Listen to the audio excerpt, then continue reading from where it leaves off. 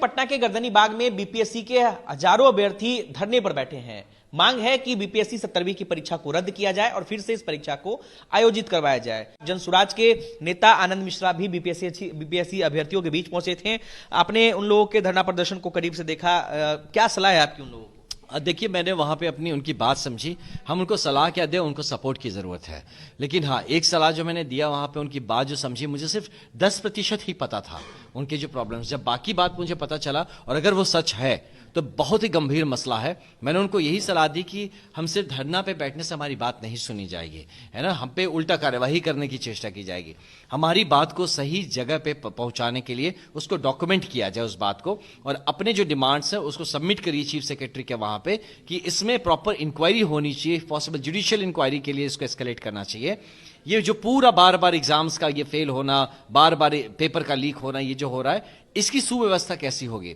इसके लिए आप प्रॉपर हो सके तो नया कानून बनाइए, रिस्पॉन्सिबिलिटी फिक्स करिए एसपी और डीएम के ऊपर, हर एक के ऊपर, कि किसी के क्षेत्र में अगर ये होता है तो उनको पर्सनल रिस्पॉन्सिबिलिटी लेनी पड़ेगी। और इस तरह से जब हम अपनी बात को वहां रखते हैं तभी जाके या तो ये जो बीपीएससी हो चाहे सरकार हो, इस बात को सीरियसली लेगी और हमें एक सोल्यूशन देगी। नहीं तो हम लोग हर बार अपनी बात को लेकर सड़कों पे उतरते रहेंगे, अपनी बात को रखते रहेंगे, लोग आके हमारी बातों पे पॉलिटिक्स करके चले जाएंगे, लेकिन हमारा कभी भी ये समाधान नहीं होगा। आप सोचिए, आज जो पार्टीज हैं, है ना, जो आज विपक्ष में हो कल पक्ष में था, लेकिन उसने भी उस बात को नहीं उठाई।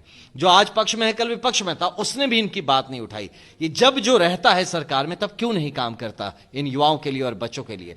हमारा कल जाने का कारण यही था कि कल, अब क्योंकि मुझे खुद युवा का प्रदेश अध्यक्ष बनाया गया, तो एक मेरी मौलिक जिम्मेदारी बनती है कि हमारे बिहार के युवाओं के लिए, वो चाहे कहीं हो, कोई विचारधारा रखते हो, मैं उनके साथ खड़ा होना चाहता हूं। As a mentor, as an elder brother, मैं उनका बड़ा भाई होकर खड़ा होना चाहता हूं। इसलिए वहां पर पहुंचा, इस बात को समझाया, किसी मीडिया को नहीं बुलाया। मैं जानबूझ के ये किया कि मैं उनसे सच में बात करना चाहता था और उनके मुद्दों को समझ के उनका हल कैसे निकले, इस पे उनको सलाह देना चाहता था, जो कल करके आया हूं। उनसे बातचीत हुई तो क्या लगा? अभ्यर्थियों ने क्या कुछ कहा? वो आपकी बात से सहमत दिखे? बिल्कुल सहमत है। उनको बात को, उन्होंने इस बात को समझा कि उनका जो ये प्रयत्न है ये सक्सेसफुल कैसे होगा। इस बात को मैंने समझाने की कोशिश करी। ये भी कि अगर आपको अपनी बात वहां तक, मतलब चीफ सेक्रेटरी जी के यहाँ पहुंचाने पे या सरकार के पास या सही जगह मंच पे पहुंचाने में दिक्कत है, मैं खड़ा हूं, आप मुझे बोलो, मैं आपकी बात लेके वहां पहुंचाऊंगा, लेकिन you have to document it. इस बात को सिर्फ बोलने से या मीडिया में बोलने से वो उसका कॉग्निजेंस नहीं लेंगे। तो इसीलिए उनको वो बात समझाया है। मुझे यकीन है या तो वो खुद उसको बात को पहुंचाएं, वहां लेना जाना चाहें, या अगर वो चाहें कि मैं लेके जाऊं, तो मैं अपनी तरह से पूरी तरह से उनके साथ लास्ट तक खड़ा हूं। जरूरत होने से कोर्ट पे जाए तो हमारी पूरी जन स्वराज पार्टी की हमारी लीगल टीम खड़ी रहेगी हमारे बच्चों के साथ, और इसका एक पॉजिटिव, बच्चों के हित में निष्कर्ष निकले, यही हमारा